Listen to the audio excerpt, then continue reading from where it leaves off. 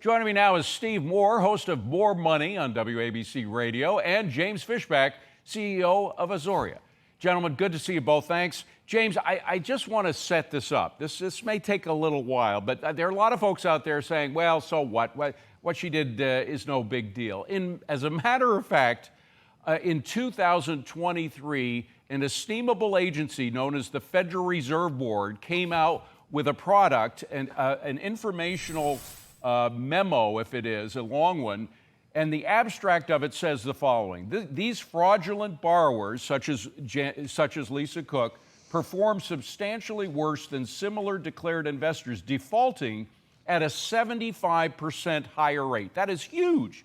Their defaults are also likelier to be strategic, suggesting that they pose a risk in the face of declining house prices. So these could really harm, what she is accused of doing could really harm the economy. In fact, there's a lot of evidence that 2008, 2009 financial crisis was caused by subprime loans, some of which were developed by these schemes of claiming your residence in two houses to get a better mortgage deal. Now, she has not been charged yet, it is true, but she hasn't produced any evidence that what is being claimed about her is untrue. So where does all this stand legally? I mean, without a charge, can the president still fire her? Well, good afternoon, David. He absolutely can. Look, Lisa Cook was credibly accused and criminally referred by U.S. Housing Director Bill Pulte last week. Within 24 hours, she put out a statement scoffing it all off, calling it a tweet, and not actually denying the underlying allegation that in the span of 2 weeks, she got two mortgages on two properties, both claiming that they were somehow her primary mortgage. That's called owner occupancy fraud. It is a federal crime, Title 18 U.S. Code 1014. The DOJ prosecutes these cases all the time. She did not bother denying it. Now, here's the truth. Under Section 10 of the Federal Reserve Act of 1913, the President of the United States, him alone, can remove a member of the Board of Governors, quote, for cause. In the Humphreys executive case before the Supreme Court in 1935, they defined for cause one of three ways: inefficiency, neglect of duty, and in the case of Lisa Cook,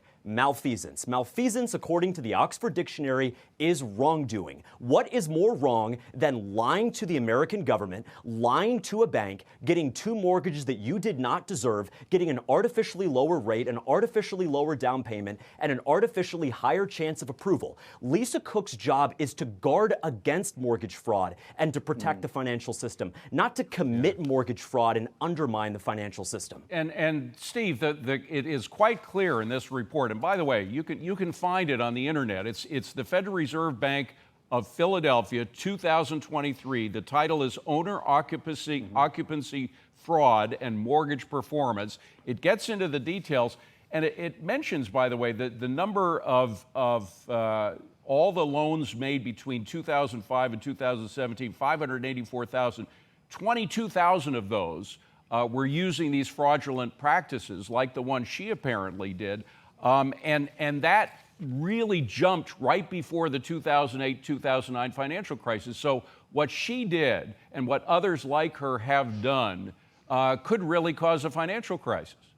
Oh, great point. And by the way, James, I think you convinced me. I was a little undecided about this, but you make a great prosecutor here. I think that you're right about some of the facts of this case. As you may recall, David, I was nominated to be on the Federal Reserve Board. So I've gone through this process, and it's like a proctology exam. I mean, you have to, all the financial disclosure, all the stuff. It's amazing to me, by the way, that somehow this got through. This was not discovered, when she was up for nomination. But I think you guys make a good point that if this were something that unrelated to the job of being on the Federal Reserve Board, I'd say, well, let's wait to see what happens with her. Right. But the fact that this is as you just said, David, this is the kind of behavior that led to the financial crisis, that makes her not qualified for the job. And the Federal Reserve says that. It's not us saying it. It was the Federal Reserve, the Bank of Philadelphia Federal Reserve, that actually spelled out how it could happen. Now, James, she's not going anywhere, according to the recent statement by the Federal Reserve. They said essentially, they didn't come out specifically and say this, but the full weight and support of the Federal Reserve was with her until the time there is some kind of court appearance or court order about what she did. So they're standing pat. That's a formidable object to go against, right?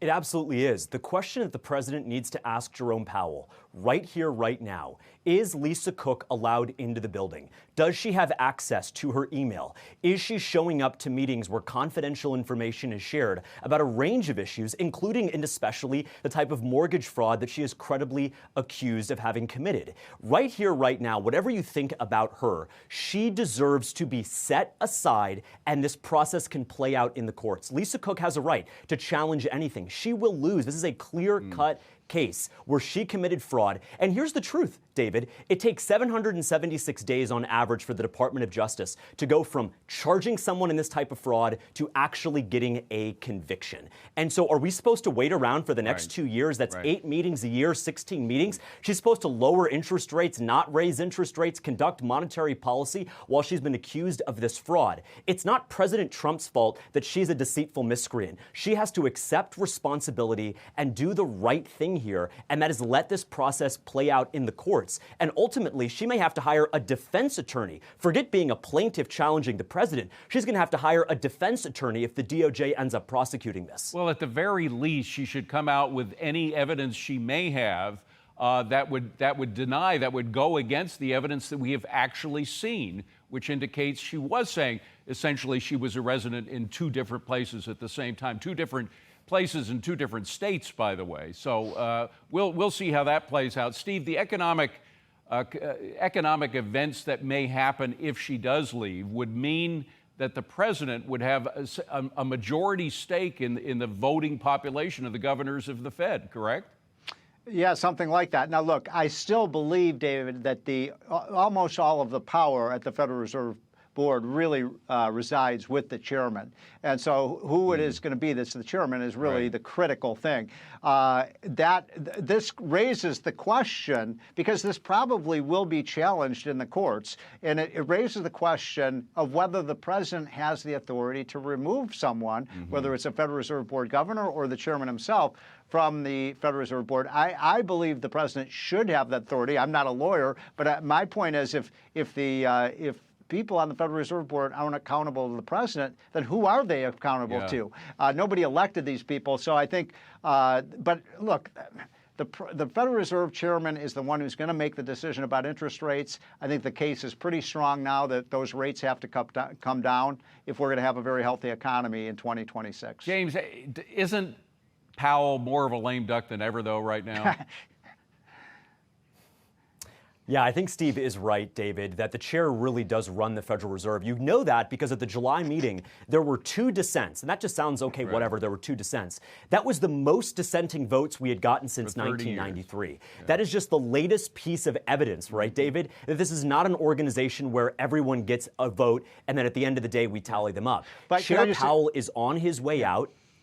And the facts show that rates should be a lot lower. Steve is right. Steve. What were you going to say? Just one quick thing on the way out. I think James is right, but I don't think there's ever been a time where the chairman has lost a vote. I may be wrong about that, but in other words, when the chairman says we're going to do X, there may be some dissents, but I don't think there's ever been a time where there's been a revolt on the Board of Governors. Steve, I just want to switch to another topic for a second here. The Trump's ultimatum to the bureaucrats who have been targeting U.S. tech companies in terms of taxation and regulations, et cetera, while, by the way, we should mention, giving essentially a free ride to China's tech companies so they don't apply the same pressure to China that they're doing to the United States. The president is now saying he's going to turn on the tariffs again on Europe if they don't lay off of this kind of attack. What do you make of that? These are totally discriminatory taxes. The only reason that Europe has these taxes is they're nowhere in the tech sphere, whereas the United States totally dominates, whether it's Apple or Amazon or NVIDIA, all of these companies, Meta, and their only response to American dominance is try to impose these discriminatory taxes. Donald Trump, congratulations to Donald Trump for standing up for American companies. That's what he's doing. Yeah. James, I got another one for you, which is a little different. You had an old suggestion back when Doge was in its heyday of giving a $5,000 check, a bonus, a Doge bonus to Americans. 79 million, I think, was the number that you were thinking of. Of course, Doge didn't get everything it should have gotten, a lot of people think, from Congress, because, you know, there are a bunch of weak-kneed folks there. But what about a tariff dividend? We now have as much as $300 billion coming in from tariffs that we didn't expect to get. That would come out to about $1,900 per taxpayer, 158 million taxpayers. What about giving quarterly bonuses, tariff bonuses, to American taxpayers from that tariff revenue? Well, it's an intriguing idea, David, and I'm happy that the president echoed support for it. But I think at the end of the day, what the president has done with the tariff policy is just extraordinary. We heard from Secretary Besson today in the cabinet meeting. We are pushing on $500 billion that we are looking at from this, and then close to $4 trillion over the next decade. And then the CBO, of course, threw in the towel, admitting they were wrong and they should have included the tariff revenue in the first place. Let me go to Steve's point for just a second on Europe. If Europe wants to tax and regulate their companies to death, they can. But don't you dare come for our companies in America and try to destroy them. They're targeting U.S. Right. And look, there's a reason why, David, we have NVIDIA, Microsoft, OpenAI, Google, Apple, et cetera. And then Europe has, well, let's see.